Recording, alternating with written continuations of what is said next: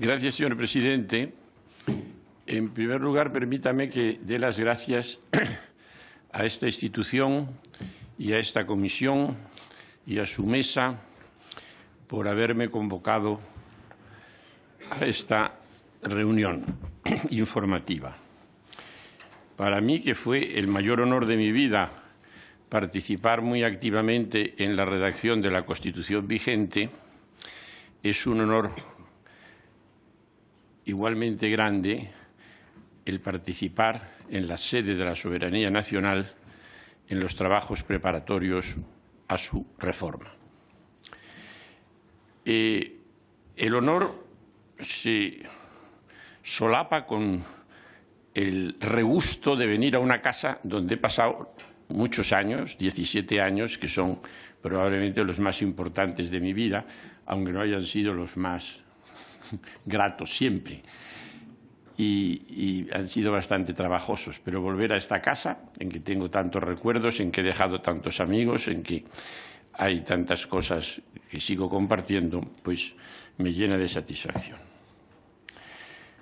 Esta comisión tiene por objeto, como ha dicho el presidente, evaluar lo que viene denominándose por algunos expertos, concretamente estoy pensando en el profesor Cruz de Villalón, la Constitución territorial española.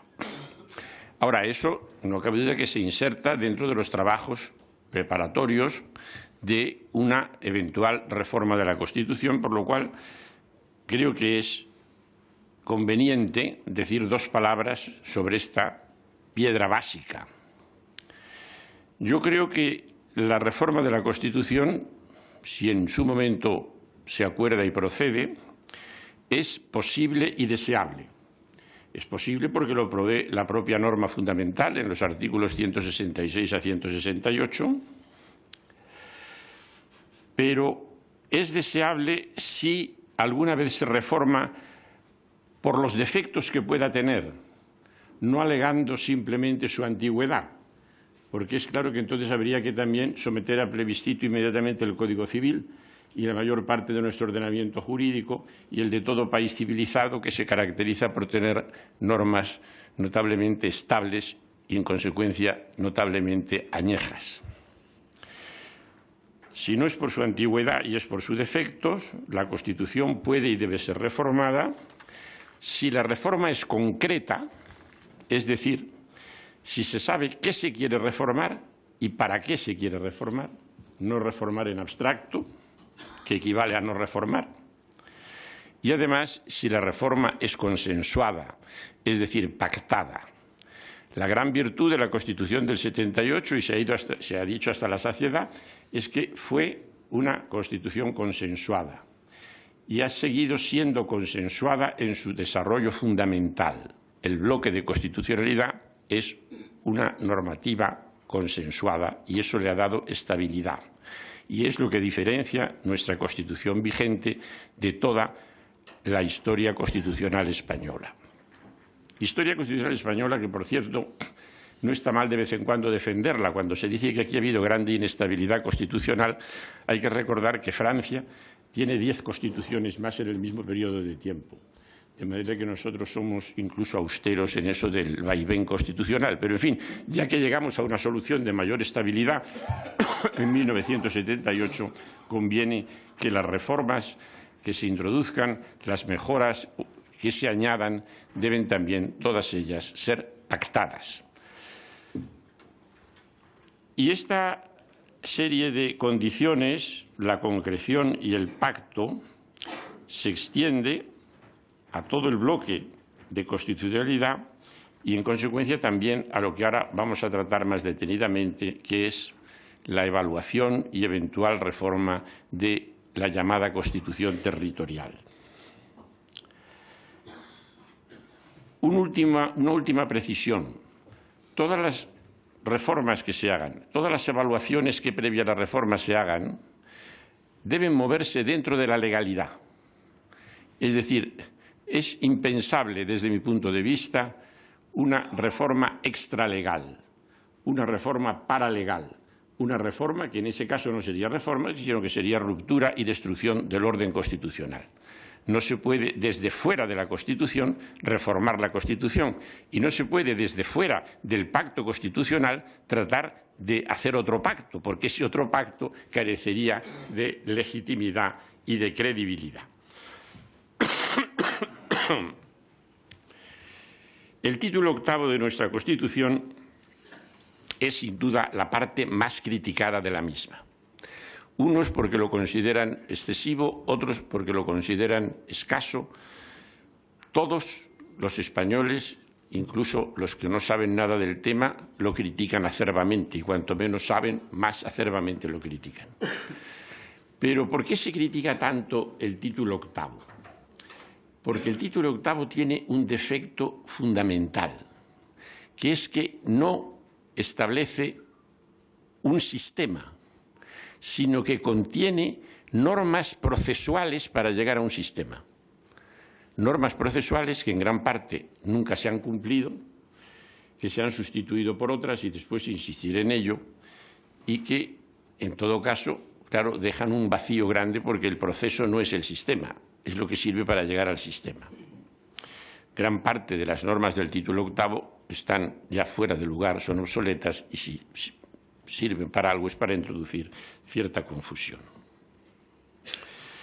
Dicho esto, yo voy a referirme al origen del título octavo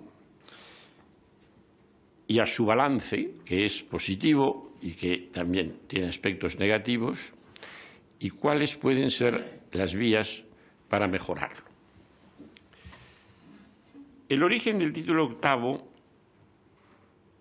está en la reivindicación autonómica de Euskadi y de Cataluña. Sin la reivindicación autonómica de Euskadi y de Cataluña no hubiera habido reivindicaciones autonómicas en 1978, ni hubiera habido Estado de las Autonomías. Pero había una fuerte reivindicación autonómica en los últimos años del régimen anterior, en formas a veces muy acres y violentas, porque había dos sentimientos identitarios muy frustrados en Euskadi y en Cataluña, y eso dio lugar a que los constituyentes, e incluso el rey don Juan Carlos I en su discurso inaugural de las Cortes en 1977, señalase que había que atender a las reivindicaciones de todos los pueblos para el respeto de sus identidades, de sus culturas y de sus instituciones. Y, de hecho, cuando los constituyentes abordamos la redacción del título octavo, la verdad es que lo que tuvimos presente, sobre todo, fueron la situación de Euskadi y de Cataluña. A ello se añadió, poco después, la reivindicación gallega, donde también existía desde siempre y además presidida por nombres muy señeros en el ámbito cultural, un movimiento identitario prenacionalista o incluso nacionalista.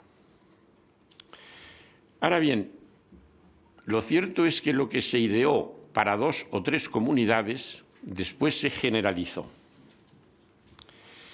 Se generalizó por razones políticas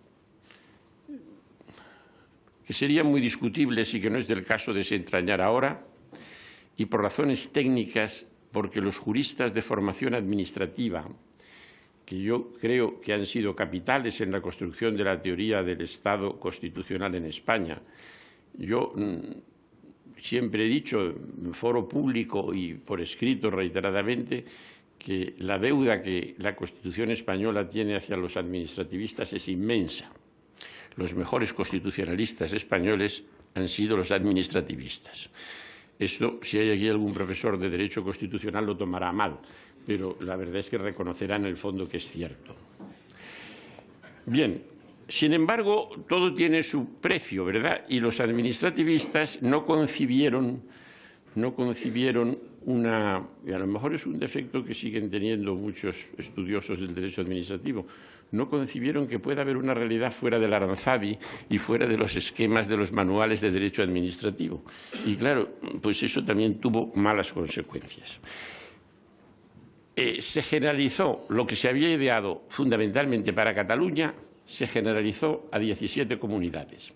Tan se generalizó que en los primeros proyectos del Partido Nacionalista Vasco para Euskadi, Euskadi era una confederación de 4 territorios históricos.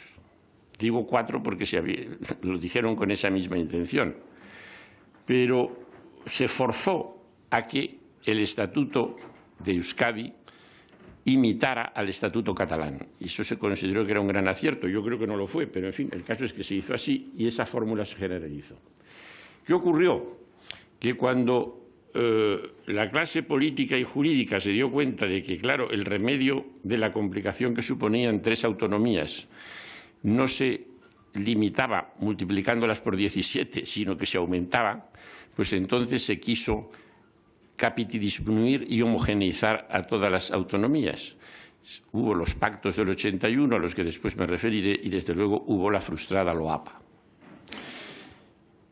Y con esos elementos es con lo que después la doctrina y la jurisprudencia del Tribunal Constitucional y una serie de transferencias parciales y de leyes sectoriales han ido configurando nuestro Estado autonómico. Es decir, el origen es bastante caótico, confesémoslo.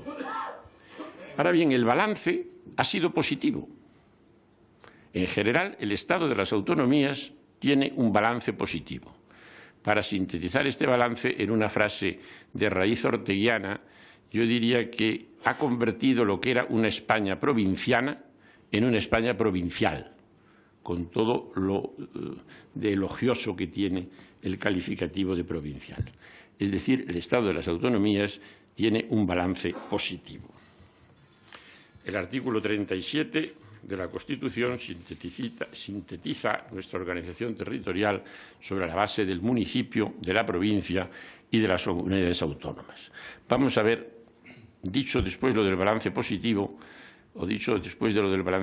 cuáles son los problemas que en esos 3 escalones, municipal, provincial y autonómico, plantea nuestro modelo.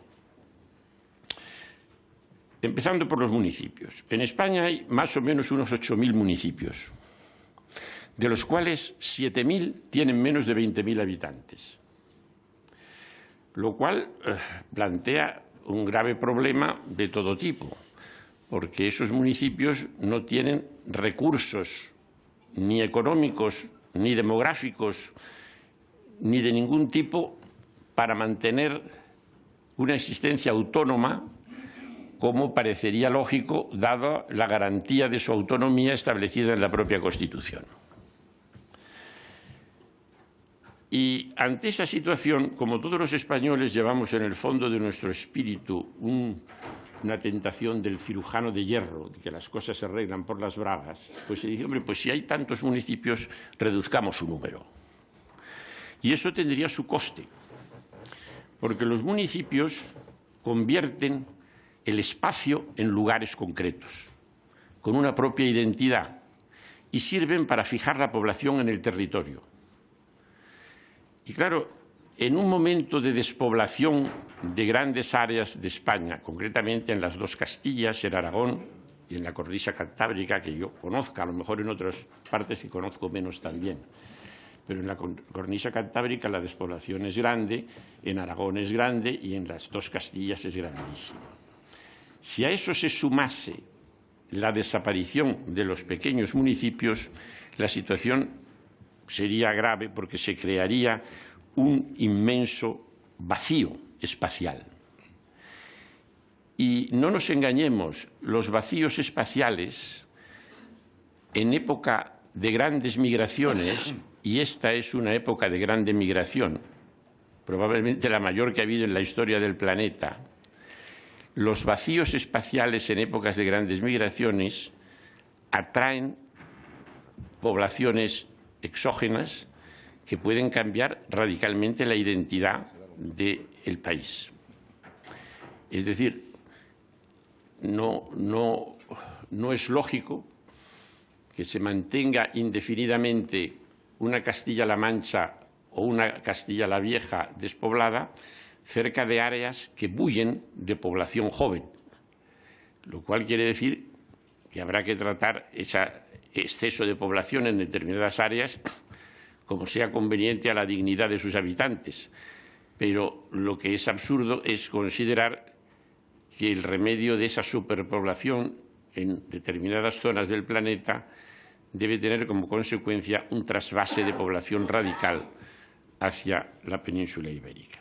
Pues bien, la desaparición de los lugares y la conversión de lo que eran lugares en un espacio desértico es un imán hacia migraciones incontrolables. Como eso ha ocurrido a través de la historia indefinidamente, es absolutamente necio negar que eso pueda ocurrir ahora.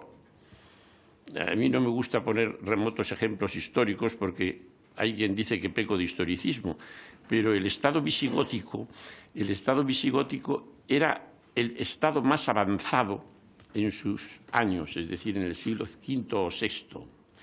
¿Por qué desaparece el Estado visigótico? Hombre, no por la batalla de Guadalete, como aprendíamos fundamentalmente en la primaria enseñanza, cuando en la primera enseñanza se enseñaban cosas, sino desapareció el Estado visigótico porque se despobló. Y entonces hubo un trasvase de población desde el norte de África hasta la cornisa cantábrica. Bien,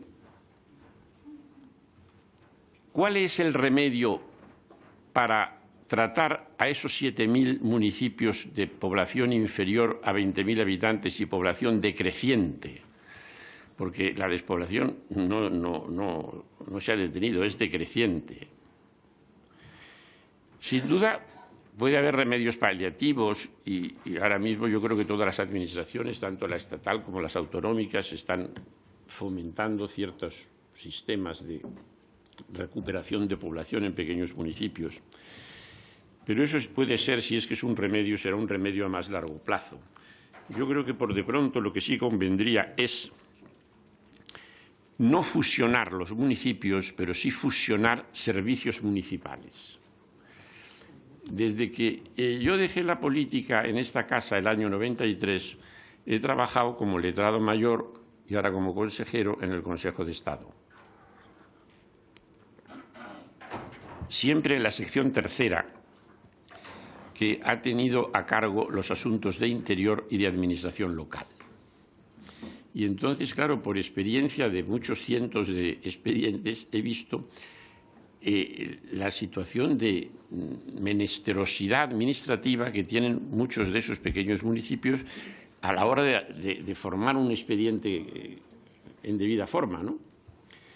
Bueno, eso lo arreglarían los cuerpos nacionales de administración local, en su día muy prestigiosos, después erosionados, después medio restaurados, pero que sería el instrumento adecuado. Y como sería imposible tener un secretario de administración local para cada uno de los pequeños municipios, yo creo que lo que sí se podía, de la misma manera que se ha hecho la concentración escolar, tal vez antes de tiempo, hacer la concentración de servicios. Un secretario de ayuntamiento podría y debería, y ya en algunos casos lo hace, pero debería hacerlo más, atender la secretaría de varios pequeños municipios. Lo que es imposible es dejar las funciones burocráticas de esos pequeños municipios en manos absolutamente inexpertas y que, lógicamente, tienen que ser inexpertas porque no todos los vecinos tienen por qué tener una formación jurídico-administrativa. Mi propuesta primera es la fusión de servicios, no de municipios, pese a lo que suele decirse, y, en segundo lugar, la rehabilitación y revivificación de los servicios de tutela e inspección de la administración local, para lo cual puede encontrarse una objeción en la interpretación que el Tribunal Constitucional ha dado reiteradamente de la autonomía local.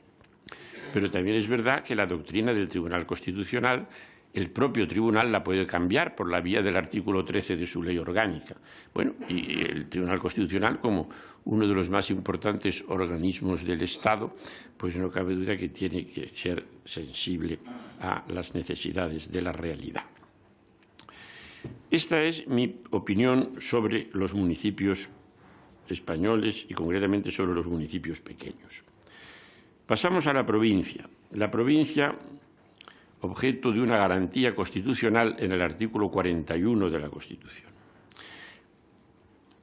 que hoy es una de las instituciones más criticadas por la opinión no solo política, sino a veces económica o pseudotécnica, etc.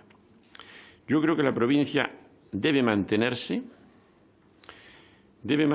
Hay tres tipos de provincias en España, aparte de las archipelágicas, que claro, pues Canarias y Baleares tienen una estructura especial y necesitan un tratamiento especial. Pero, por una parte, están las provincias vascas, que yo siempre he dicho que no son provincias, sino que son fragmentos de Estado, y no hay más que ver su estructura y sus competencias. No se parecen en nada a las provincias de régimen común. E incluso quienes critican la institución provincial por prudencia, muy lógica prudencia y muy elogiable prudencia, no critican o no extienden su afán antiprovincial a los territorios vascos. Segundo, están las provincias de régimen común y tercero, están las provincias catalanas.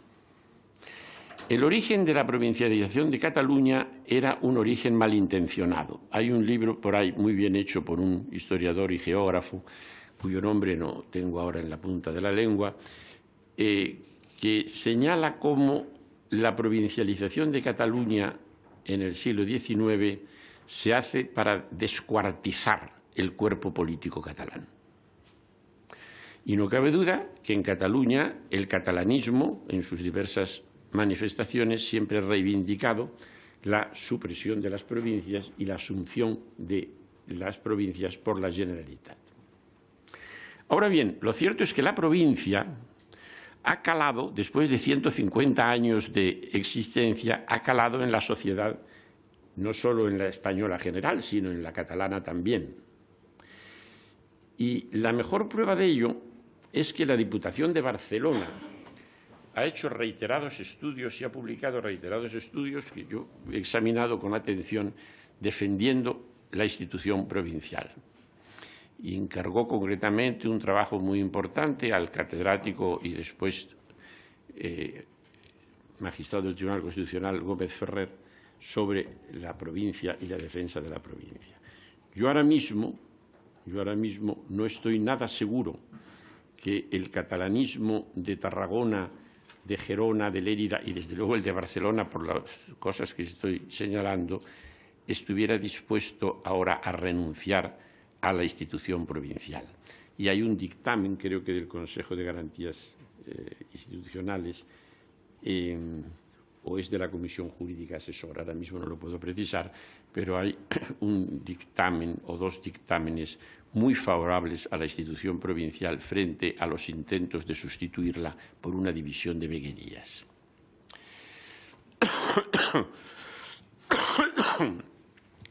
Es decir, la provincia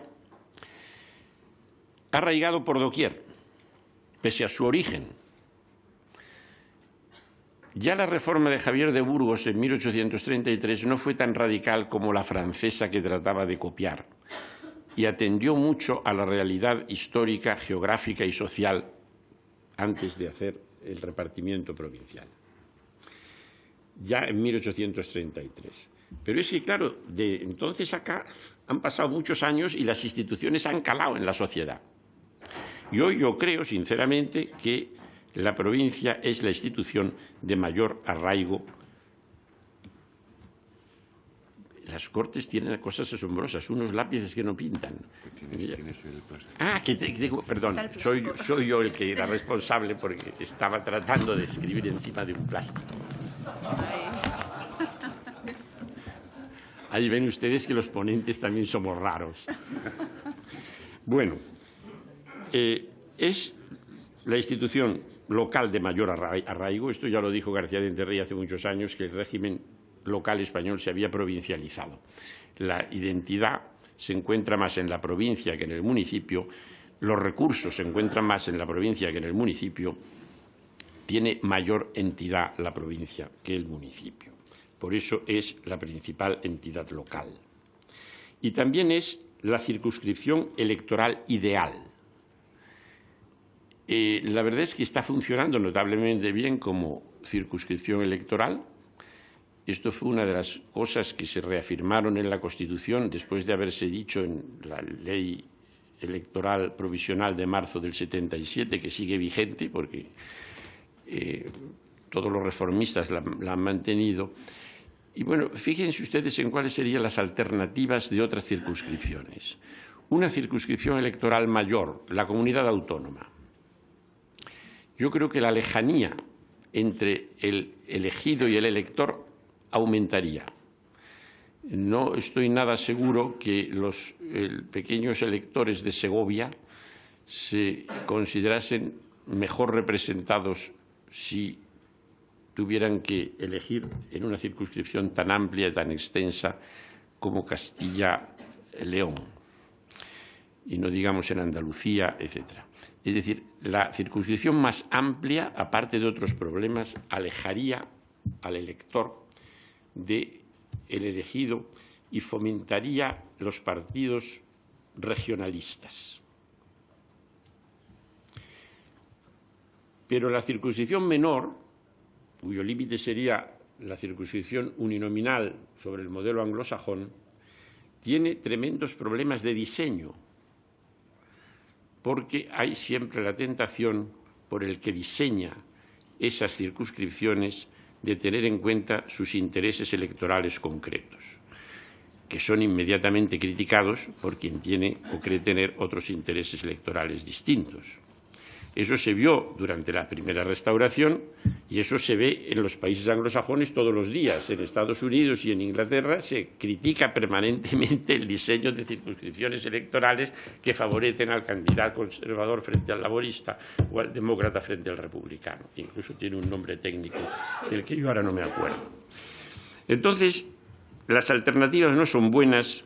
La circunscripción provincial están funcionando adecuadamente. A lo mejor hay que corregir. Yo no digo que haya que corregir el número de la distribución de escaños y que unas provincias están superrepresentadas y otras infrarrepresentadas. Eso es cuestión de la ley electoral y se puede sin duda reformar cuando se quiera y se sepa reformar.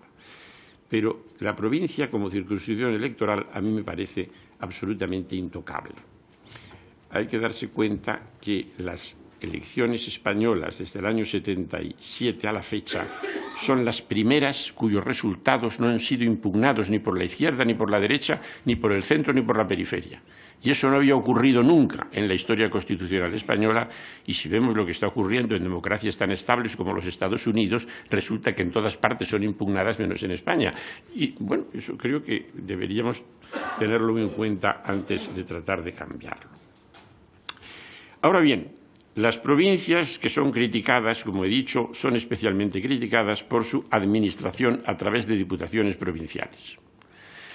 Y efectivamente se ha propuesto también la supresión de las diputaciones provinciales.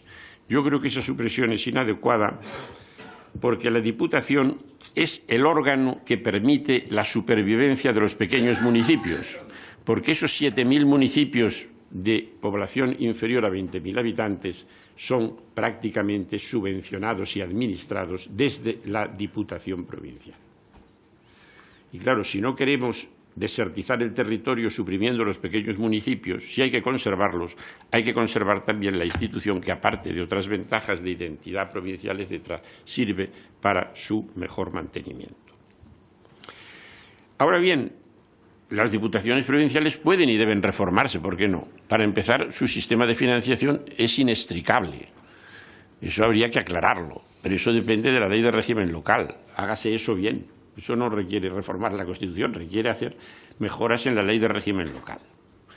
Y en cuanto a la formación de la Diputación provincial, yo me atrevería a formular una propuesta. España tiene que ahorrar recursos no solo económicos, sino humanos. No podemos tener una clase política municipal, provincial, autonómica, nacional y de la Unión Europea. Es decir, no damos para tanto, por grandes que nos creamos. No damos para tanto. ¿Qué ocurriría si la Diputación provincial se compusiese de los diputados autonómicos elegidos en cada provincia, que desempeñasen las funciones autonómicas y las funciones provinciales, lo cual estoy seguro que no sería una carga de trabajo extenuante, bueno, y supondría una muy notable reducción de personal y de economía. Y eso tendría además una gran ventaja, que sería vincular más la autonomía a la provincia y viceversa. Eso ya se propuso en su momento y fue uno de los primeros proyectos que se manejaron en la elaboración de lo que después fue el primer Estatuto de Autonomía vasco.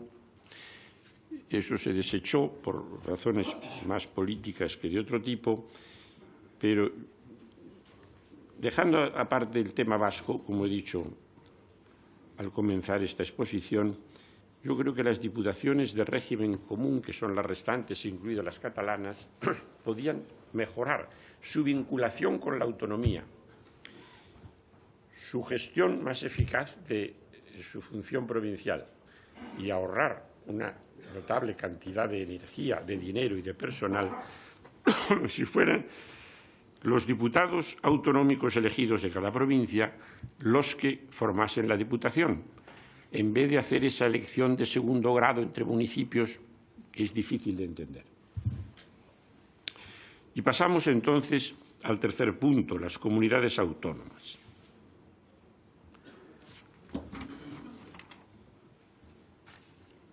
Para empezar, el tema de las comunidades autónomas, yo creo que hay que, primero, asumir que ya existe una asimetría, que la asimetría está incoada en la propia Constitución y que si las comunidades autónomas son asimétricas es porque el cuerpo de España es asimétrico. Y entonces pretender tratar con simetría geométrica lo que no responde a una geometría simétrica, sino a una, a una poliformidad consustancial a nuestra identidad nacional, es error. Hay que asumir que puede haber y debe haber una asimetría sin que eso suponga un trato desigualitario en las prestaciones básicas de los ciudadanos. Segundo, nos ronda siempre por la cabeza qué ha sido del principio dispositivo. ¿Sigue vigente el principio dispositivo? Es decir, ¿sigue vigente la posibilidad de crear nuevas comunidades autónomas, sea por escisión, sea por fusión? La fusión está expresamente prohibida en la Constitución. Bueno, no se ha dicho nada de la secesión de nuevas comunidades autónomas. Yo creo que el principio dispositivo de verdad nunca existió. Y los pactos autonómicos del 81, a los que después me referiré, terminaron con el principio dispositivo. Es decir, León nunca quiso entrar por las buenas en la Comunidad de Castilla y León, ni Segovia, ni Almería en la de Andalucía. Y por necesidades, digamos, políticas y de conveniencia nacional, en esos casos se pasó por encima del supuesto principio dispositivo. E incluso el artículo 144 de la Constitución está expresamente previsto para eso. Yo recuerdo, en las últimas fases de la construcción del Estado autonómico, cuando se discutía si Madrid debía ser una comunidad autónoma o Madrid debía integrarse en la de Castilla-La Mancha, se decía, lo que hay es que, ante todo, cerrar el mapa autonómico. Ya se había convertido en una especie de expresión mítica, ¿no? Cerrar el mapa autonómico, que no se sabía muy bien qué quería decir, pero que quería decir que había que acabar con el principio dispositivo. De manera que eso de que el principio dispositivo, ¿qué vamos a hacer con él? Yo creo que ya todo lo que había que hacer, para bien o para mal, se hizo. No se respetó el principio dispositivo entonces. Se construyó un mapa sobre la base de un consenso constituyente. Tercer punto. Yo, para la reforma de nuestro sistema autonómico, partiría de la negación de la vía federal. No creo que la vía federal sea la conveniente. ¿Por qué lo creo? Primero, porque el federalismo es un concepto muy polémico con razón o sin ella, para bien o para mal. Pero el federalismo es un concepto de esos que Ortega decía que tienen pico y garras. Levantan ampollas en gran parte de la opinión y entusiasmo en otra parte de la opinión. Y a veces los entusiasmos y las fobias coinciden. Yo creo que si nos ahorramos el término federal, como nos lo ahorramos ya en el año 78, damos un gran paso por la vía del consenso. Es polémico. Segundo, es indeterminado. No se sabe de verdad a qué tipo de federalismo querríamos ir, porque hay muchos federalismos. No se parece en nada el federalismo de Canadá al federalismo de la India. El de Australia está reformándose día a día. El alemán ha cambiado de sentido en un par de ocasiones. El suizo no es el austriaco. Cuando se dice marchemos por la vía federal, nunca precisamos hacia qué federalismo nos dirigíamos. Recientemente en Barcelona ha salido un libro que yo todavía no he tenido tiempo de estudiar detenidamente, pero que he visto. Está publicado en Zaragoza por la Fundación Manuel Jiménez Abad en el 2017. Y el autor, o los autores, pero el principal autor es un alemán, Wilhelm Hofmeister, que hace, yo creo que con bastante información y de una manera bastante aséptica, una enumeración de federalismos. Y claro, hay cerca de docenas, ¿verdad? No hay dos iguales. Entonces, lo de la vía federal hay que tener mucho cuidado de iniciarla sin saber exactamente el modelo al que se va y difícilmente se puede fijar hoy el modelo. Yo creo que nos bastaría con tener un Estado autonómico mejorado que se llamase Estado autonómico y no tuviera por qué llamarse Estado federal. Digo que es polémico, digo que es indeterminado y digo que es costoso, porque si las comunidades autónomas se convierten, aunque sea nominalmente, en estados, el disparatado mimetismo que ha habido en todo nuestro proceso autonómico de que las comunidades autónomas imiten al Estado, todas ellas, y que todas tengan, y menos mal que no tienen más que una Cámara, que no tienen dos, pero todas las comunidades autónomas han reproducido las instituciones secundarias, es decir, todos tienen un defensor del pueblo, todos tienen un tribunal de cuentas, una agencia de protección de datos, infinitas, un consejo consultivo que ahora, por cierto, en algunas comunidades se ha eliminado porque es que es muy difícil mantener un consejo consultivo de calidad en una pequeña comunidad autónoma cuya clase jurídica, lógicamente, es limitada. En el Consejo de Estado hicimos una vez, de esto hace 2 años, un estudio sobre el coste de los dictámenes del Consejo de Estado español y de los consejos de Estado autonómicos. Bueno, el más barato, sin duda, es el Consejo de Estado español. Si se divide el presupuesto del Consejo de Estado por el número de dictámenes que produce. Y si se divide eso mismo en cualquier comunidad autónoma, pues el coste es muy superior. A veces llega a ser 10 veces superior.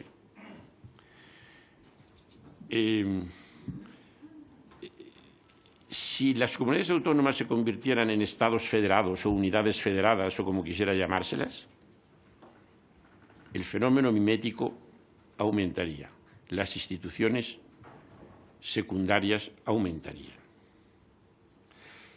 Entonces, lo que yo creo absolutamente importante es ordenar las competencias, que hoy están absolutamente imbricadas de manera compleja. Yo creo que habría que prescindir de las competencias compartidas. Yo creo, mi opinión es que debería haber una sola lista de competencias estatales y lo demás que fuera autonómico, siempre que las competencias estatales fueran suficientemente amplias, suficientemente rígidas y suficientemente inmodificables por la vía del artículo 150, párrafo segundo, que ha sido un sumidero para vaciar de competencias al Estado.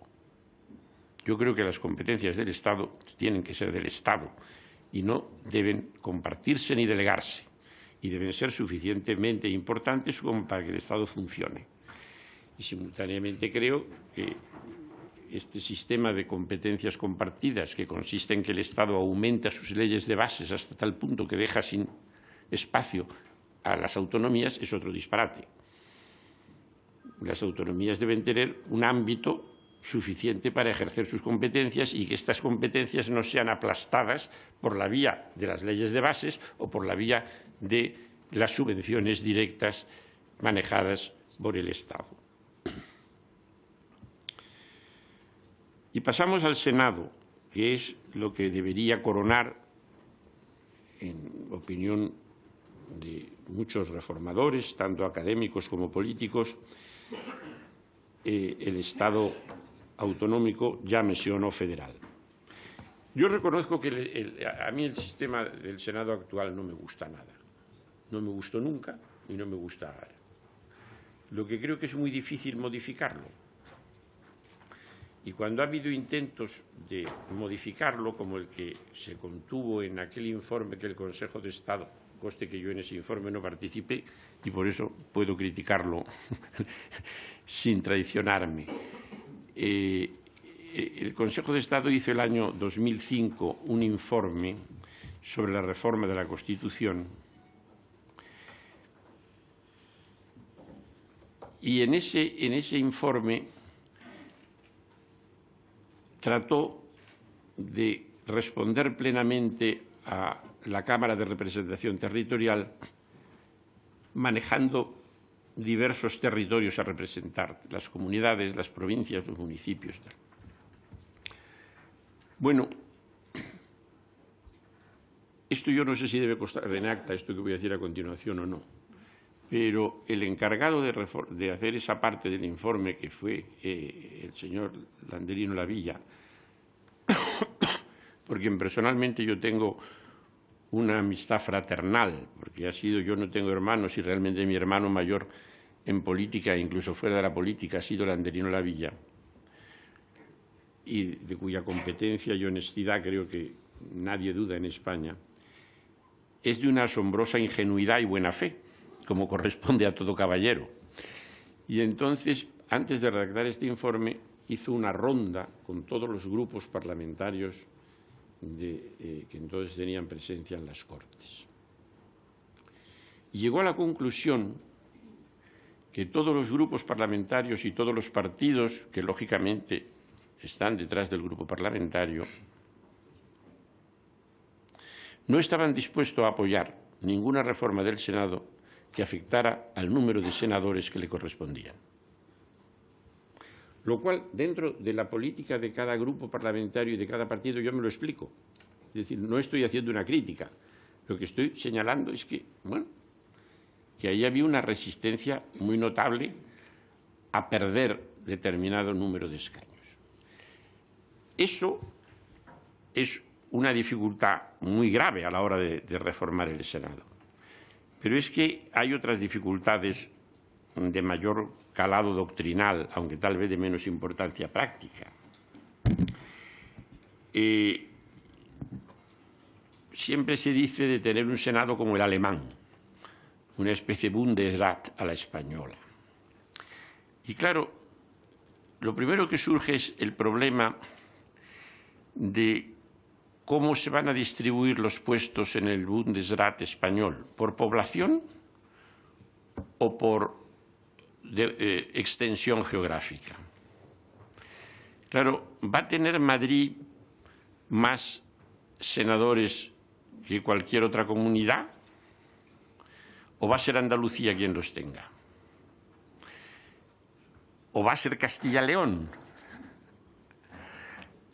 Combinar los dos criterios de población y extensión geográfica tampoco es nada fácil.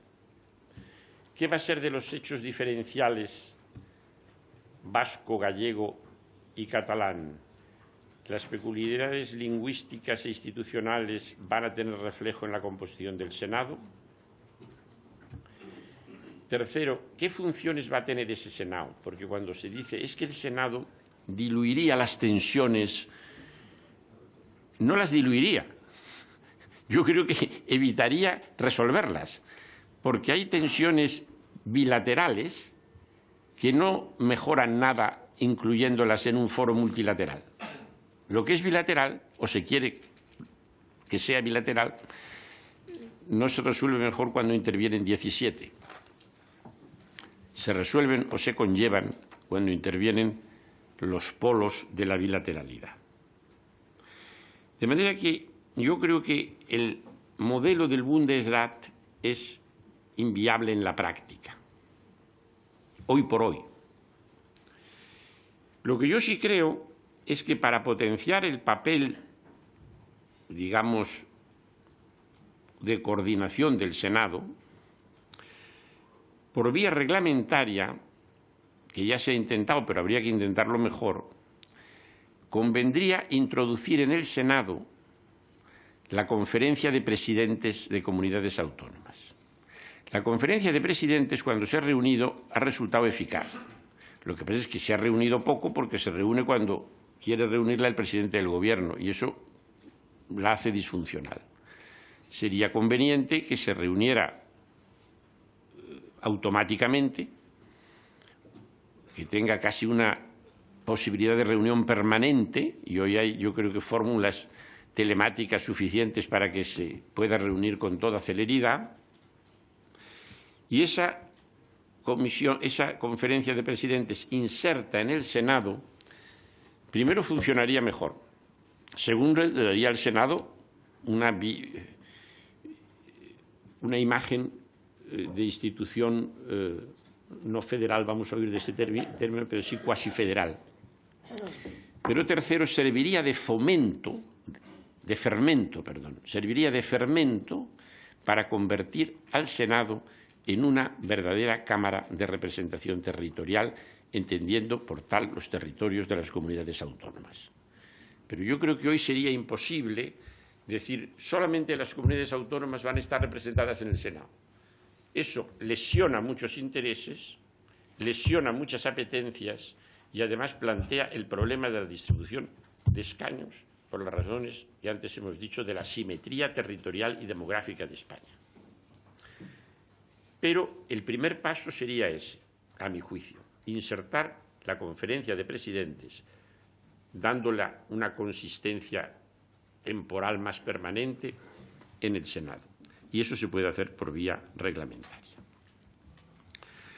Y voy a acercarme al final. Pero ¿esto cómo se hace? ¿Todo esto cómo se hace? Pues hay varias fórmulas, varias vías. La vía más clara es la reforma constitucional. No cabe duda que si se reforma el título octavo, todo esto se puede conseguir, y si se reforma el Senado, pues se puede conseguir. Ahora, ya he señalado que la reforma constitucional, si procede en su día, deberá ser muy detenidamente estudiada y muy pactada. Y lo que creo que es difícil es abrir la reforma del título octavo y no abrir lo demás. Pero hay alternativas a la reforma constitucional. Y hay una que se llama la mutación constitucional. Es decir, mantener los textos cambiándoles el sentido de su funcionamiento. Y esto, claro, no es una ocurrencia. Esto ha ocurrido en la mayor parte de las constituciones vigentes. Los Estados Unidos no digamos Inglaterra, pero los Estados Unidos han evolucionado a través de mutaciones constitucionales. El federalismo alemán ha evolucionado a través de mutaciones constitucionales. Austria otro tanto, la India otro tanto, ahora está ocurriendo en Australia. La mutación constitucional históricamente ha sido llevada a cabo por diversos cauces, pero modernamente se lleva a cabo por lo que se ha denominado mutación convencional, es decir, mutación por acuerdo de los agentes políticos principales, de los grandes partidos. Y los pequeños, si se suman, tanto mejor, ¿verdad? Y hay precedentes en España. Los pactos autonómicos del 81 y del 92 fueron, lo dijo un italiano perspicaz, Bandelli, y lo avaló aquí García de Enterría, los pactos autonómicos que cambiaron totalmente el procedimiento de acceso a la autonomía y que homogeneizaron las autonomías y aumentaron sus competencias y las atribuyeron competencias legislativas que la Constitución no había previsto. Todo eso se hizo mediante el acuerdo de los partidos políticos. Bueno, pues si hay ese precedente, que habrá tenido sus costes y sus inconvenientes, pero también ha tenido sus ventajas, y prueba de ello es que ha funcionado 40 años con relativo éxito, tengamos en cuenta ese precedente para saber que por acuerdo de los partidos, que después se plasma en normas o en prácticas, se pueden hacer importantes mutaciones constitucionales. Por ejemplo, hemos dicho que el 150, párrafo segundo de la Constitución, que prevé la transferencia de competencias estatales, salvo que por su propia naturaleza no procedan. Bueno, ahí hay una expresión absolutamente vagorosa que una ley sí podría precisar. Y una ley que fuera pactada entre los partidos políticos sería el instrumento de una importante mutación constitucional.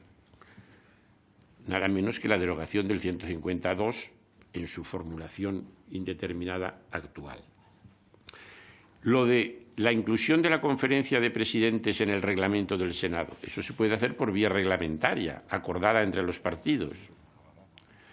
Y ahí el acuerdo de los partidos sería muy importante, porque, claro, los presidentes después tienen sus condicionamientos partidistas. Esto podría llegar hasta introducir, yo no lo quiero proponer ahora, en su momento lo he propuesto en todos los tonos y alguna vez se me hará caso, si no al tiempo. Pero esto podría terminar en una adicional a la Constitución que resolvería muchas cosas como la resolvió para el País Vasco el año 78. Pero en todo caso quiero decir que las modificaciones que he propuesto, la modificación de la normativa relativa a los municipios, la modificación relativa a las competencias y administración de las diputaciones, las modificaciones para el Senado, las modificaciones a algunos artículos del título octavo, pueden hacerse sin afrontar ahora una reforma formal de la Constitución, pero sí una mutación de la misma mediante consenso de los agentes políticos. Y con esto, presidente, yo he terminado mi exposición. Tiene palabra la señora Lastra. Señor presidente, señor Herrero de Miñón, empezaba su intervención agradeciendo a esta comisión la convocatoria y esta comisión está muy honrada de su presencia. Se lo agradecemos profundamente, no solamente que haya venido a comparecer hoy y a ilustrarnos en muchas cosas, sino también a todo lo hecho en estos 40 años y, sobre todo, a la ponencia o a que participara usted en esa ponencia constitucional. Si el Congreso es la casa de la palabra, ustedes han escrito con su ejemplo algunas de las más importantes que se pueden pronunciar en democracia, que son entendimiento, diálogo y generosidad. Y usted también lo decía al inicio de su propia intervención. Bienvenido, por lo tanto, a esta que es su casa y siempre lo será. Y muchas gracias, como le decía al inicio, por atender la llamada de esta comisión. Abrimos hoy un trabajo muy importante. Algunos de mis compañeros decían, y yo coincido con ellos, en que hoy es un día histórico para esta casa y, por supuesto, para esta comisión, y no podríamos hacerlo con comparecencias más oportunas. Usted a una solvencia, experiencia y sentido de Estado, que son tres elementos vitales para el trabajo, para que el trabajo que comenzamos cumpla con el objetivo que nos proponemos, que no es otro que mejorar nuestro marco de convivencia para garantizar al menos otras 4 décadas de seguridad y cohesión. Tenemos por delante un trabajo muy importante al que el PSOE concede la máxima relevancia y por eso nos agrada que sea precisamente con usted, con ustedes, con los padres de nuestra Constitución, con quien se abra la puerta al entendimiento y también la puerta de futuro que los socialistas entendemos que tiene que ser esta comisión. Son ustedes la mejor constatación, además, de que no partimos de cero. Su exposición ha sido todo un ejemplo y eso es una primera garantía de éxito para el trabajo que estrenamos hoy. Puede que nos separen algunos años, pero nos unen los mismos afectos a España, a la ley y a la Constitución, de la que nosotros, como ustedes, nos sentimos parte y muy orgullosos. La Constitución pronto cumplirá 40 años desde su aprobación. no es una cuestión de antigüedad, como usted decía al inicio de su intervención, nos ha dado progreso y nos ha aportado una estabilidad inédita en nuestra historia, una estabilidad inédita. Cuando fueron designados para formar parte de la ponencia constitucional, ustedes representaban a sus grupos parlamentarios, a sus formaciones políticas. Hoy forman parte del acervo común de los españoles, como atestiguan esos retratos que presiden esta sala, precisamente. Quiero recordar también a los que figuran en estos retratos, pero no se encuentran hoy entre nosotros, especialmente, y me lo van a permitir, a nuestro compañero, a mi compañero Gregorio Peces Barba y a Jordi Soletura, que fueron los representantes de la izquierda en aquella ponencia, a los que quiero manifestar nuestro homenaje por su aportación al texto constitucional, pero sobre todo al espíritu constitucional que tanto necesitamos hoy día. Hoy tenemos muchos motivos para darles las gracias. Mi generación, nacida y crecida en democracia, les debe mucho, por no decir todo. Tanto es así que parece casi un abuso pedirles más, pero sé que ustedes practican un concepto generoso de la vida pública y entienden que compartir conocimiento, diagnósticos y posibles soluciones es una responsabilidad que, como la generosidad, no se extingue con el paso de los años. Las certezas, necesidades y respuestas de 1978 no son exactamente las que tenemos 40 años después. Tenemos que actualizarlas, tender un puente entre 2 siglos y abrir la Constitución a una generación, entre la que me encuentro, que no pudo votar aquel diciembre de 1978. Tenga usted por seguro que lo hubiéramos hecho. Nadie reforma lo que no quiere. Nadie se esfuerza en mejorar lo que no le gusta. Solo valorando como valoramos la Constitución se justifica nuestro deseo de mejorarla. Únicamente desde el respeto a lo que somos podemos construir lo que queremos ser. Por eso estamos reunidos esta mañana, para hacer balance, al mismo tiempo que nos reafirmamos en el compromiso de ahondar en el marco que nos une para hacer que ese lazo sea más estrecho allá donde parezca aflojarse y vuelva a unirse allí donde se haya desligado. Hemos recorrido 4 décadas que le deben mucho a nuestra Constitución, pero la simple autocomplacencia es tan peligrosa como el inmovilismo que la sostiene en tantas ocasiones. No admitir que en este recorrido se han producido disfunciones, y usted mismo las ha reconocido, es cerrar los ojos a la evidencia. Por eso estamos aquí, para identificar necesidades y proponer soluciones desde la ley, desde, por supuesto, el marco constitucional y el consenso, como también decía usted. Hablaba al inicio de su intervención de que la reforma sería posible y deseable no por su antigüedad, sino por los defectos que pueda tener. Bueno, compartimos, por supuesto, muchas de las cosas que usted ha dicho, también, por supuesto, esta reflexión que hacía al inicio. Por eso les pido al resto de los grupos que seamos todos audaces. Nuestro país vuelve a necesitar el mismo coraje político y la misma generosidad que impulsó la Constitución de 1978. Estamos convencidos de que esa misma valentía sigue viva en esta Cámara y a ella apelamos para desear éxito al trabajo que hoy comenzamos, porque de su éxito dependerá también en buena medida el futuro del espacio público que compartimos, el futuro de nuestro país. Conocen el alcance de la propuesta que planteamos los socialistas. Queremos examinar, entre otras cuestiones clave, las exigencias del principio de igualdad de todos los españoles en el ejercicio de los derechos y el cumplimiento de los deberes constitucionales, tal y como anunciamos cuando presentamos nuestro plan de trabajo.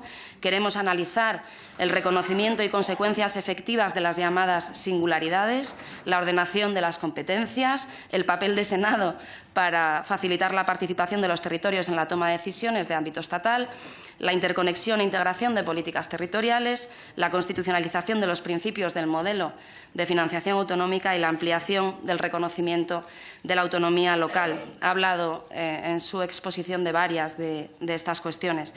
Apelo a la valentía y a la voluntad política para el acuerdo de todas las formaciones políticas representadas en esta Cámara para que se atrevan a hacer posible lo que es difícil, pero no imposible: convivir, entendernos, sumar y construir, como hemos venido haciendo, con muchas más luces que sombras durante las últimas 4 décadas. Tengan la seguridad de que ese es el propósito del Partido Socialista, del Grupo Socialista. A eso dedicaremos lo mejor de nuestro trabajo en los próximos meses, con la misma lealtad, el mismo rigor y el mismo compromiso con la que los socialistas trabajamos hace 40 años para edificar la misma Constitución que hoy queremos actualizar.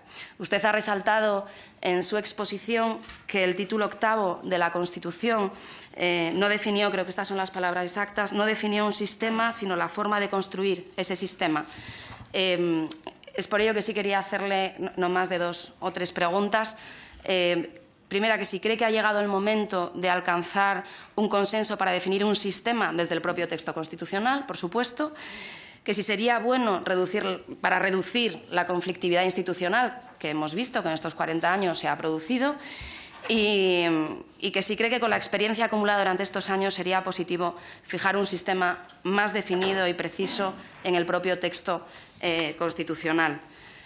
Y por último, señor Herrero de Miñón, le debemos mucho y agradecemos mucho todas las contribuciones que puedan hacer a los trabajos de hoy, como lo que hicieron por nuestro país hace ya 40 años. Muchísimas gracias. De Ciudadanos tiene la palabra el señor Prendes. Muy bien, muchas gracias, señor presidente. Muchas gracias, señor Herrero de Miñón. Desde luego es un lujo para esta comisión, para esta Cámara, tenerle hoy aquí, contar con su presencia y contar con sus aportaciones, que sin duda son muy valiosas. Y personalmente, he de decirle que para mí, que todo lo que sabe sobre el título preliminar del Código Civil lo aprendió de unos comentarios ya de hace muchos años escritos por usted. Personalmente le he de decir también que es un pequeño lujo del que disfruto el poder estar aquí en su presencia y comentar con usted lo que ahora es el tema, digamos, que ocupa una parte muy importante del debate político español. Quiero empezar también alabando, evidentemente, lo que fue la tarea de los constituyentes de los que usted formó parte, una tarea histórica en letras mayúsculas. Yo creo que debemos de estarles agradecidos de su labor, que consiguió superar una tara histórica de nuestro país, que era precisamente el que no tuviésemos un texto constitucional que fuese reconocido como tal por la inmensa mayoría de los españoles.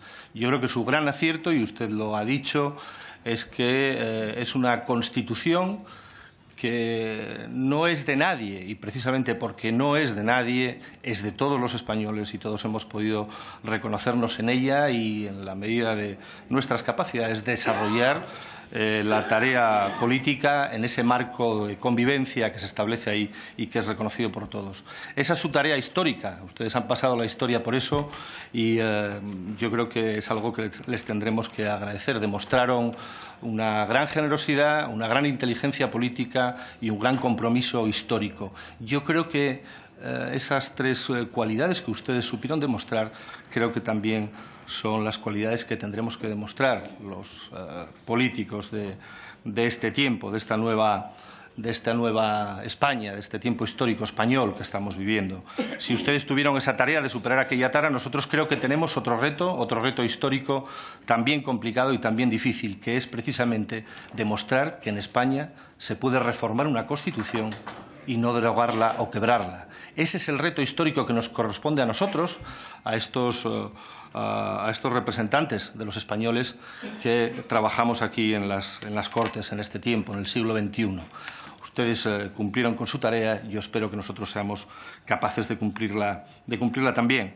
Por lo tanto, vaya por delante que nuestro grupo es partidario de la reforma de la Constitución, no solo de lo que afecta a lo que nos ocupa hoy el título 8º, sino de la Constitución, en apartados que nos parece, y en esto estamos de acuerdo con usted, que tienen defectos, que hay que corregir o que se han quedado obsoletos y que no se adaptan al tiempo presente. No por la antigüedad en su conjunto del texto constitucional, sino porque la Constitución es un cuerpo vivo que necesita ir adaptándose a los requerimientos del tiempo presente.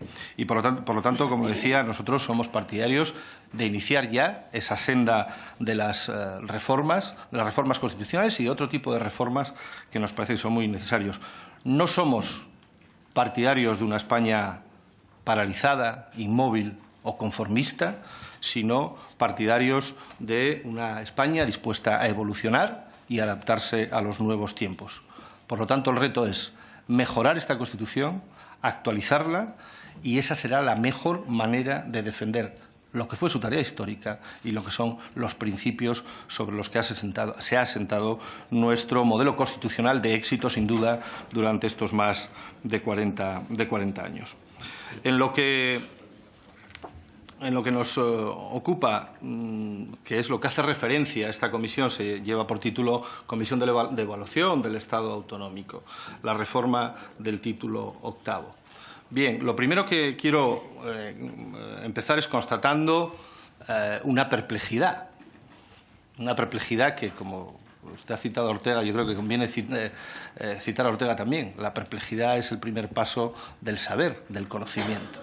Y la perplejidad a la que yo me quiero hacer referencia es cómo es posible que un Estado que ha sufrido el proceso de descentralización más intenso que ha sufrido ningún país, digamos, de nuestra órbita en los últimos tiempos, un proceso de descentralización que nos ha colocado en los niveles de descentralización más altos que existen ahora mismo, un país que ha tratado de dar permanentemente satisfacción a esas reivindicaciones de carácter territorial a lo que usted ha hecho referencia.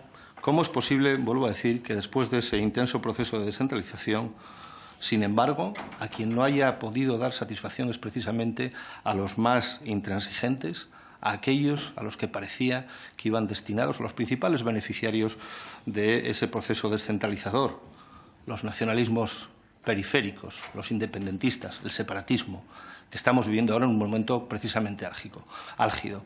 Esta es una respuesta que tenemos que dar. Lo digo porque hay algunos que piensan que quizá el abordar ese problema de esos nacionalismos periféricos, de esos independentismos que con toda crudeza se muestran ahora en nuestro país, vendrá de la mano de una nueva reforma o de un nuevo proceso de descentralización, de esa profundización en el autogobierno que se ha convertido casi en un mantra. Y nosotros sinceramente pensamos que si no ha servido durante 40 años para dar satisfacción a esas pulsiones nacionalistas, no lo va a ser tampoco en el futuro. Y, por lo tanto, si hay que abordar una reforma constitucional, hay que hacerla porque reconozcamos que tiene defectos y que necesitamos fortalecer el proyecto común español, el proyecto de futuro que es España, pero no en ningún caso para dar satisfacción a esas pulsiones separatistas que no van a encontrar satisfacción y que ya saben que los esfuerzos imposibles conducen a la melancolía. Nosotros no queremos ser en absoluto melancólicos y precisamente, por lo tanto, partiendo de esa perplejidad, podamos empezar a comprender o a entender cuál es la naturaleza del problema que abordamos. Después de esta perplejidad, le decía, el segundo punto que nosotros entendemos que es necesario para abordar esta reforma del título octavo es precisamente el que no puede hacerse en ningún caso, para debilitar el proyecto común que es España, sino para reforzarlo. Y esto debemos de tenerlo muy claro. Y no se va a reforzar ese proyecto común si precisamente sobre aquello que afecta a la base esencial de un Estado, de una nación, que es España, que es su estructura territorial, su distribución del poder, la financiación de los servicios públicos. Muy bien, trataré de ajustarme al tiempo. Si sobre eso no decidimos todos los españoles, no una parte, sino todos los españoles, que para nosotros nos parece que es absolutamente esencial. Porque nosotros creemos que España es no una agrupación de territorios, llámese como se les quiera llamar, naciones, territorios históricos o restos que quedan después de construir esas naciones. España es una unión de ciudadanos libres e iguales. Es una nación cívica. Nosotros apostamos por ese concepto de nación cívica, no por una nación de naciones, no por una nación de territorios, sino por una nación cívica de ciudadanos libres e iguales. Creemos que ese es el verdadero pacto constitucional y una de las razones del éxito de nuestra Constitución, que es un pacto entre todos los españoles. Dichas estos tres principios, es evidente que hay cuestiones concretas a las que usted ha abordado, que nos parecen extremadamente interesantes, como es todo lo que hace referencia a la reforma del régimen local, a la atomización municipal, a la reforma de las diputaciones. Desgraciadamente, el tiempo del que dispongo es limitado. El presidente ya me está haciendo indicaciones. Voy a pretender ajustarme al tiempo del que dispongo. Pero sí me interesa lo que usted ha hecho referencia al final, que es la referencia. Yo creo que ahí encierra buena parte de su mensaje, no solo por lo que ha dicho hoy aquí, sino porque usted sí es cierto que hay que reconocerle que es una persona que lleva mucho tiempo escribiendo sobre estas cosas, reflexionando y haciéndolo públicamente con absoluta valentía, y hay que reconocérselo, que es el concepto de la asimetría y el concepto de la mutación constitucional. Nosotros no creemos que la Constitución encierre un germen de asimetría. Todos aquellos elementos que tenían ese elemento asimétrico, tenían una función temporal. Tiene que acabar, y han quedado absolutamente, digamos, arrumbados en el tiempo. No creemos que si en el año 81, y más importante incluso, en el año 92, se llega a unos pactos donde prácticamente acaban homogeneizando las competencias de todas las comunidades autónomas, no creemos que ahora sea el tiempo de, precisamente para dar satisfacción a los que nunca se van a sentir satisfechos, andar el tiempo hacia atrás y recorrer la senda ahora de la simetría que fue descartada, creemos que acertadamente, tanto en el año 81 como en el año 92. Y, desde luego, las mutaciones constitucionales son una vía probablemente intentada ya a partir de la legislatura de José Luis Rodríguez Zapatero, y que incluso el Tribunal Constitucional ha descartado en alguna de las sentencias que tiene sobre los estatutos de autonomía de segunda generación, que intentaron en muchos casos esa mutación constitucional, esa modificación de la Constitución por la vía de atrás, señor Prendes, que para nosotros hurta el principio esencial, que, como le decía, sería que sobre lo común tenemos que decidir todos los españoles y no solo una parte. Nada más y muchas gracias. Tranquilo, que en el Grupo Mixto somos muy disciplinados en esto del tiempo. Señor Herrero, se lo diré en el latín que hablamos algunos de Valencia. Ha sido un goig escoltarlo, ha sido un placer escucharlo. Y voy al grano porque tenemos poco tiempo. Ha hablado usted de las circunscripciones electorales provinciales y ha dicho que le parecía la circunscripción ideal. Pero ¿le parece ideal también la asignación de escaños, tanto provinciales como del Senado, teniendo en cuenta que, por ejemplo, ahora mismo en el Senado un partido que tiene el 34% de los votos tiene el 62% de los senadores? Insistiendo también en este tema, en la circunscripción provincial, ha hablado usted de que era partidario de mantener la Diputación, pero ha hablado también de un concepto de economizar. Y yo le pregunto, ¿no sería bueno para economizar que la Diputación al final se convirtiera también en una consejería de Administración Territorial, y así realmente acabaríamos también economizando? Ha hablado usted también, y yo creo que ha sido una de las fuentes de mayor disputa en estos años, y ha sido el tema competencial. ¿Cree usted que la Constitución debería clarificar mucho más las competencias estatales y autonómicas? Otro punto es el... ¿No cree usted... No sé, se lo pregunto, acabo ya. La financiación de los territorios, que ha sido también una fuente continua de conflictividad, ¿cree usted que podría quedar clara en la Constitución o no? Muchas gracias. Muchas gracias. Señor Bermúdez de Castro. Muchas gracias, presidente. Yo quiero comenzar agradeciendo al señor Herrero y Rodríguez de Miñón su presencia aquí. Usted ha abierto las comparecencias de esta comisión y lo ha hecho como acostumbra, con un interesantísimo y clarificador relato donde nos ha trasladado sus experiencias, sus reflexiones y sus aportaciones a esta comisión que, no dude, analizaremos y valoraremos.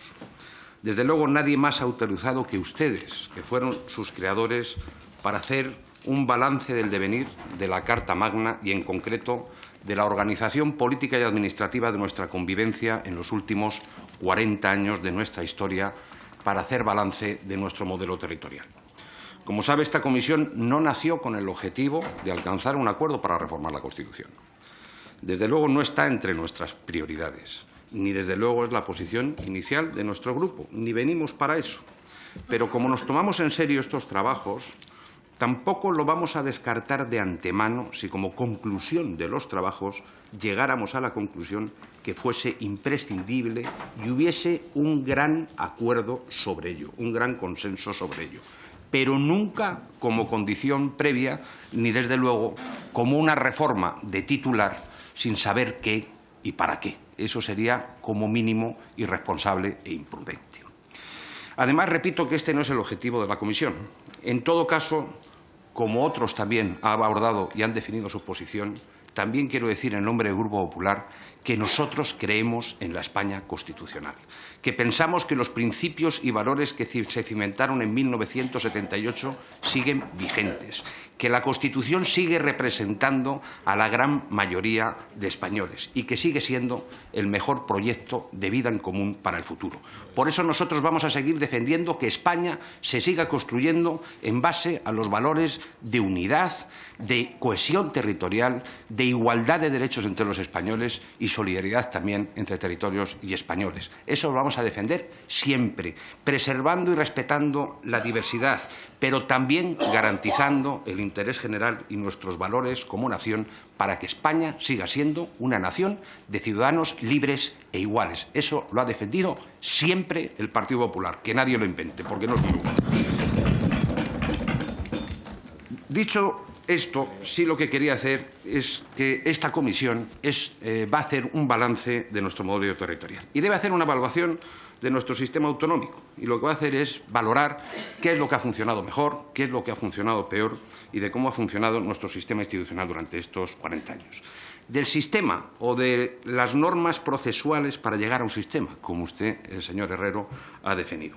Porque efectivamente se trata de un modelo abierto que ha tenido su desarrollo a lo largo de todos estos años, impulsado, de un lado, por el ejercicio del principio dispositivo, no sé si en su configuración, que usted considera que ya está definido, pero sí en su desarrollo por parte de las comunidades autónomas asumiendo competencias por vía estatutaria y, por otro lado, también por vía del pacto. Usted lo ha recordado muy bien, de grandes acuerdos políticos entre grandes partidos, ha recordado desde 1981, donde se configuró por acuerdo entre la UCD y el Partido Socialista el mapa autonómico. Yo tengo que añadir también otro que se realizó entre el Partido Popular y el Partido Socialista en el año 1992. En todo caso, me alegra que usted haga un balance positivo de su desarrollo en estos 40 años. Y en ese sentido le voy a hacer la primera pregunta. ¿Usted cree que para seguir desarrollando en el futuro ese modelo territorial es necesario cambiar la Constitución? ¿Que para definir o clarificar competencias, no digo rescatar competencias, digo para definirlas mejor, es necesario reformar la Constitución o se puede hacer por ley en virtud de un gran pacto por partidos? Usted ha puesto un ejemplo. ¿Cree que por vía legal es posible desarrollar el artículo 152, en el sentido de qué competencias del Estado pueden considerarse por su naturaleza que son indelegables o intransferibles a las comunidades autónomas? Le pregunto, ¿hay otros aspectos en materia competencial del título octavo que se podrían desarrollar por vía legal en virtud de un gran pacto? De otro lado, ¿es posible, dado que ha comentado que en su configuración parece que el principio dispositivo ya ha sido superado, ¿es posible establecer, por ejemplo, las denominaciones de las comunidades autónomas de las provincias por vía legal, desarrollando mediante ley orgánica algún precepto del título octavo, sea el 137 o el 144, sin necesidad de reformar la Constitución? Usted ha dicho que forma parte del Consejo de Estado, pero que no participó en el informe de 2006, donde fue uno de los epígrafes del informe que esa institución trasladó a esta casa. De otro lado, usted, como padre de la Constitución, es uno de los creadores de este modelo. Ya ha dicho que no cree en el modelo federal. ¿Pero usted cree que hay otro modelo distinto del autonómico que podría encontrar un equilibrio entre igualdad y diversidad? ¿O cree que el único modelo que lo garantiza es precisamente el que ustedes diseñaron en el año 1978? Yo ya sé que en estos días va a sobrevolar sobre esta comisión la situación de Cataluña. De hecho, lo han abordado algunos otros portavoces. Pero yo les recuerdo nuestra posición. Nosotros somos contrarios a premiar o ceder ante los que han realizado el mayor desafío secesionista de nuestra historia en las últimas décadas. Pero también les recuerdo que estamos dispuestos a dialogar de otros temas, pero dentro de la ley. Otra cosa es que nos podamos poner de acuerdo. Por tanto, diálogo sí, pero para ello los que se han ido tienen que volver. nosotros no les vamos a ir a buscar ni vamos a negociar que vuelvan. Eso que quede claro. Sé que al compareciente también le preocupa esta situación y, de hecho, tiene alguna propuesta en ese sentido. Pero mi pregunta es, ¿sería prudente modificar la Constitución española en este momento con el clima actual? ¿Cree que además hay demanda social real para modificar a fondo la Constitución española o cree que los problemas de la sociedad española van por otros derroteros? Y hablando del modelo territorial, me alegra coincidir con usted en lo que ha hecho en la defensa de los municipios y de las diputaciones provinciales, porque parece que algunos todavía no se han enterado que las diputaciones provinciales son un factor esencial para garantizar que los servicios públicos fundamentales vayan a los pequeños municipios. De otro lado, en un contexto supranacional, y ya voy terminando, usted es redactor, eso se dice, del artículo 93 de la Constitución española sobre tratados internacionales. ¿Usted cree que tenemos que modificar o en algún momento tendríamos o fuese imprescindible modificar o reformar la Constitución como consecuencia de nuestra pertenencia a la Unión Europea o piensa que no es necesario, al hilo de lo que ha sido el desarrollo normal de los últimos años? Y unas últimas preguntas. No hay sistema ni modelo sin financiación. Y saben, es conocido por todos, que se está intentando pactar un nuevo modelo de financiación autonómica y local. Para ello, a nuestro juicio, los principios deben estar siempre por delante de los números. Le pregunto, si nosotros fuésemos capaces de llegar a un acuerdo, alcanzar un acuerdo entre los grandes partidos, especialmente como hemos pedido entre el Partido Socialista y el Partido Popular, ¿dónde cree que sería más prudente o conveniente introducir esos principios? ¿Dentro de la Constitución o en una ley orgánica como la LOFCA o la Ley de Haciendas Locales? Y, por último, usted ha hablado y escrito sobre lo que denomina mutaciones constitucionales convencionales, es decir, mediante una interpretación constitucional jurisprudencial, adaptando determinados artículos o la interpretación de algunos artículos al signo de los tiempos. ¿Cree que determinados preceptos constitucionales en relación al título octavo podrían también ser interpretados por vía de la mutación constitucional? ¿Qué artículos concretos podrían ser? Y termino, me ha parecido muy interesante su idea sobre el Senado y me gustaría, porque usted es un especialista en ello, dado que estamos hablando de esa España plural y diversa, unida en la diversidad, que nos hiciera una reflexión en relación al desarrollo de los derechos forales. Yo termino agradeciéndole sus aclaraciones y sus respuestas de antemano y, por supuesto, su presencia en esta comisión, que sin duda ha resultado para todos sumamente interesante. Muchas gracias. Para que el señor Herrero... Yo iba a pedir 2 minutos para poder ordenar mis notas. Porque... Pues reflexionamos y me levanto por un café mientras... Somos amigos del señor Pérez Llorca, a todos le decimos que espere un poquito, no pasa nada. Suspendemos 2 minutos. Gracias, presidente. Las preguntas han sido tantas y además algunas se han superpuesto con otras que yo tengo un pequeño lío que acredita mi edad provecta y mi mal estado físico. Dichas esas excusas, voy a tratar de contestar no uno a uno, sino en los más o menos bloques de cuestiones que se han planteado. Primero, yo también creo en la España constitucional, algo contribuye a ella, como España una y diversa.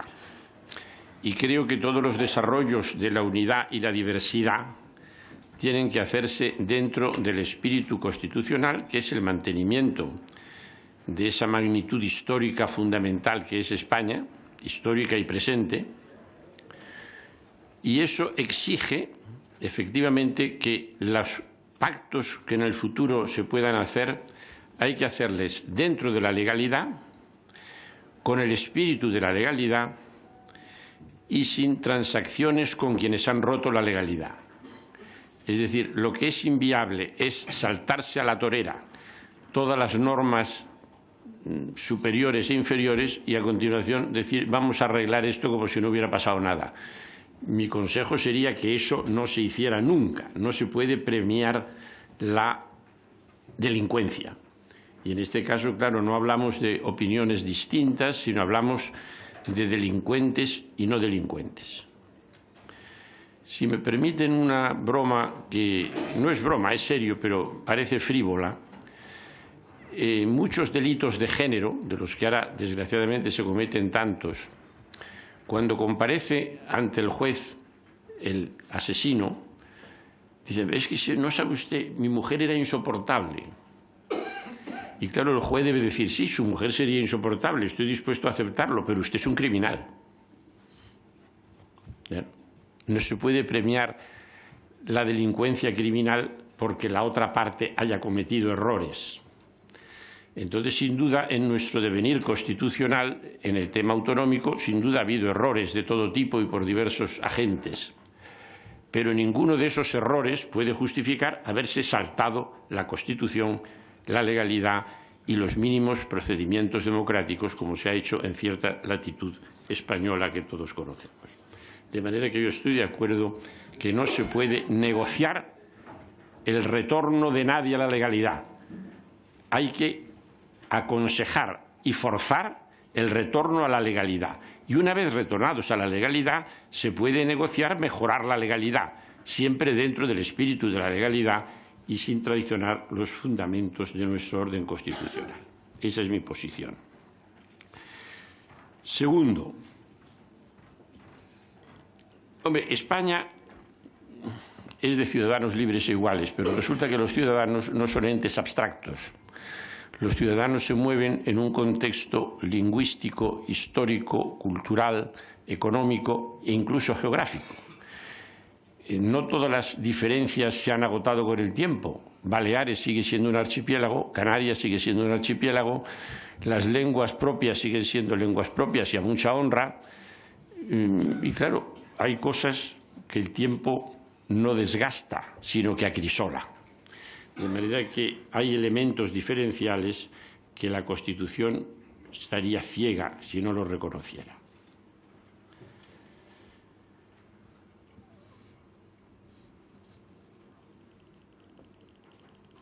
La financiación, que sin duda es un tema clave. Mi criterio, y por supuesto que no soy experto en ello, pero mi criterio es que la financiación, que debe ser renegociada y pactada por los grandes partidos y por los partidos menos grandes, y cuanto más amplio sea el consenso, mejor. La financiación se pactó hace unos años y resulta que o se pactó mal o las circunstancias han cambiado. Entonces, por eso, incluirla en la Constitución, sin más, me parece un tanto arriesgado. Yo creo que sería mucho más útil pactar una nueva LOFCA y una nueva ley de haciendas locales. Y cuando eso estuviera funcionando durante un periodo de tiempo suficiente para garantizar su estabilidad, si se cree necesario, introducir en la Constitución los principios de ese sistema. Pero ahí el principio de ensayo y error es muy importante. No inventemos todos los días un nuevo sistema de financiación y lo constitucionalicemos, porque nuestra historia demuestra que hemos tenido ya varios sistemas de financiación y que ninguno ha tenido larga vida, porque todos tenían defectos que han salido a la luz con el tiempo.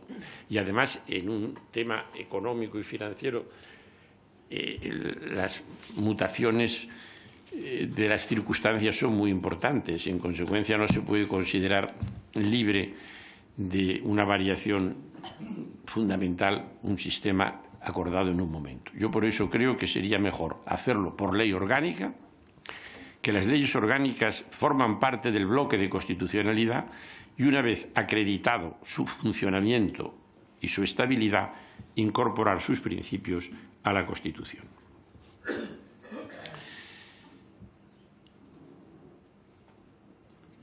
¿Que somos el país más descentralizado del mundo y aún así hay problemas? Pues sí, efectivamente, estamos muy descentralizados, pero a lo mejor no debidamente descentralizados. Yo recuerdo en un coloquio que organizó una fundación madrileña hace unos meses, cuando empezó a plantearse el tema de Cataluña, y entonces alguien, en nombre del Gobierno, dijo: somos el país más descentralizado de Europa. Y no yo, pero sí otro de los ponentes respondió sí. Pero claro, en ninguno de los sistemas descentralizados de Europa se ha considerado inconstitucional la reducción del bono sanitario de los medicamentos. Y yo recuerdo que en el país más descentralizado de Europa hubo un conflicto constitucional porque la Generalitat dijo que los establecimientos turísticos del Ampurdán podían cerrar a las 9:30 de la noche el día 24 y el día 31 de diciembre. Y eso se consideró un atentado a la unidad de mercado y se impugnó ante el Tribunal Constitucional. Claro, eso es puramente un disparate, eso no es unidad de mercado, es ganas de fastidiar. Y probablemente la norma de la Generalitat también se hizo con ganas de fastidiar, pero claro, utilizar las normas para fastidiar al otro y después quejarse, pues no es eso. No sé si se da en el sistema más descentralizado de Europa, pero sí se está dando en un sistema que parece que utiliza las normas de un lado y de otro con cierta mala intención para poder quejarse después todos. Hombre, si tratáramos de modificar y eso no se modifica por una norma constitucional. No se puede decir, constitucionalmente se prohíbe la mala uva, ¿no? Es que no hay que tenerla. Hay que saber que con las cosas serias no se puede jugar para chinchar al adversario, que por otra parte no tenía por qué ser adversario necesariamente.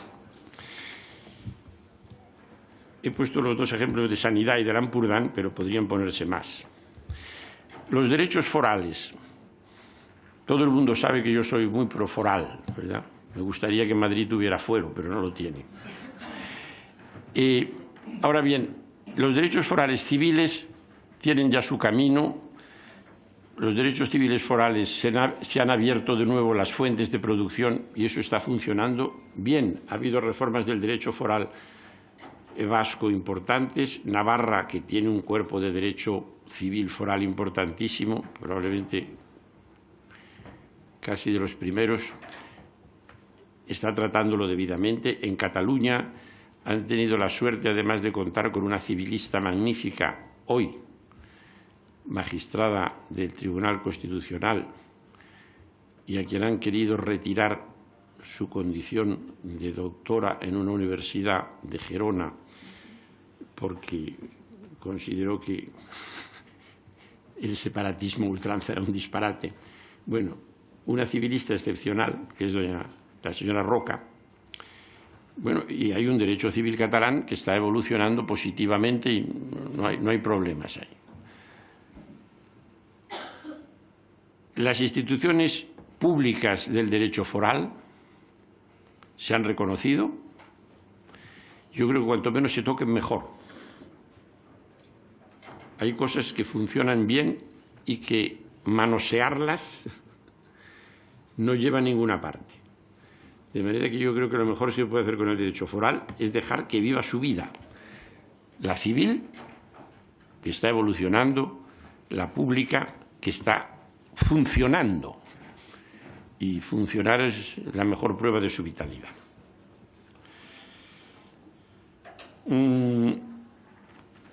El artículo 93 sale fuera de las competencias de esta comisión, pero ya que se me ha preguntado, yo no lo tocaría. El artículo 93, efectivamente, yo lo redacté sobre el modelo belga para facilitar nuestra integración en la entonces Comunidad Europea, hoy Unión Europea, y la recepción de su derecho aquí, etc.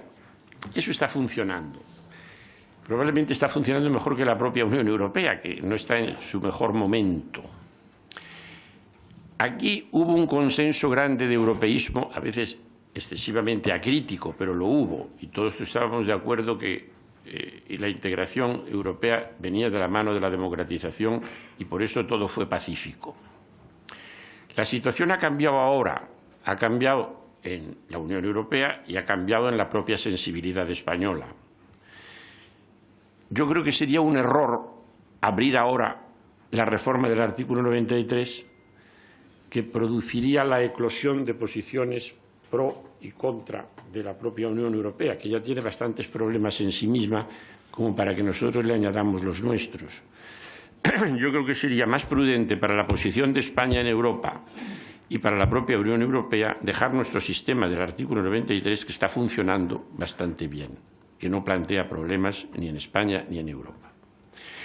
Claro, desde un punto de vista utópico se puede decir, es que nosotros podemos ser el motor de una mayor Unión Europea. Mire, eso de que España se convierta siempre en el motor asombro del mundo no es bueno. Nosotros no somos la cabeza del mundo ahora. Somos un país muy importante en el mundo, sin el cual no se puede escribir la historia del mundo sin la historia de España. Pero, hombre, no queramos jugar el papel de árbitros de Europa. Ya lo tratamos de jugar con Carlos V y podíamos, y nos salió mal, no lo hagamos ahora. De manera que de la Unión Europea, cuanto menos se hable ahora, en la reforma de la Constitución, mejor, no vaya a ser que lo escacharremos todo. Como ven ustedes, yo tengo un talante bastante timorato, pero creo que, claro, ante tanto celo es bueno ser timorato.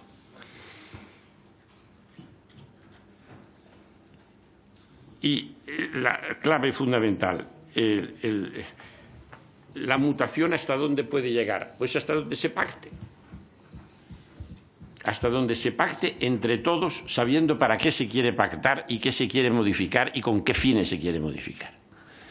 Si se quiere modificar el artículo 150, párrafo segundo, para no vaciar de competencia del Estado, si se quiere eso y se pacta eso, pactado está. Si se quisiera poner los nombres de las provincias en la Constitución, yo creo que eso no serviría de nada, pero en fin, si se quisiera pactar, páctese. Y eso se puede hacer por una ley que formaría parte del bloque de constitucionalidad. ¿Por qué no?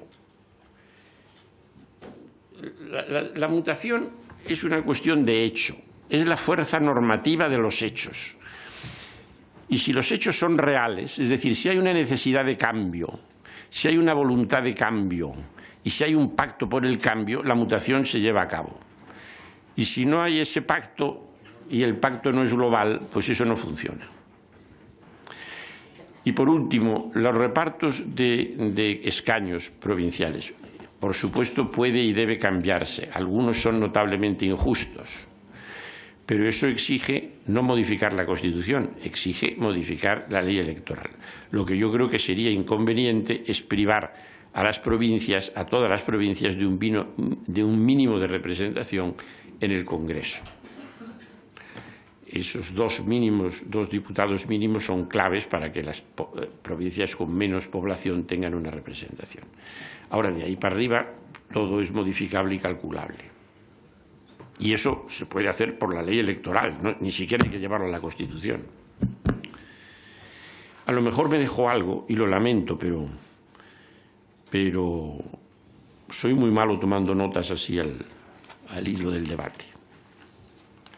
Ha habido inicialmente un recuerdo a nuestros compañeros de la ponencia ya ausentes, como es el caso de Gabriel Cisneros, de Gregorio Peces y de Jordi Solé. De los dos primeros, y de Fraga, de los dos primeros yo fui compañero en la facultad y tuve con ellos muy buena relación hasta el final. Me he peleado tantas veces con Gregorio durante tantos años que hemos sido grandes amigos. Y con los demás me he peleado menos, pero también tengo buena amistad. Yo creo que he contestado a todos.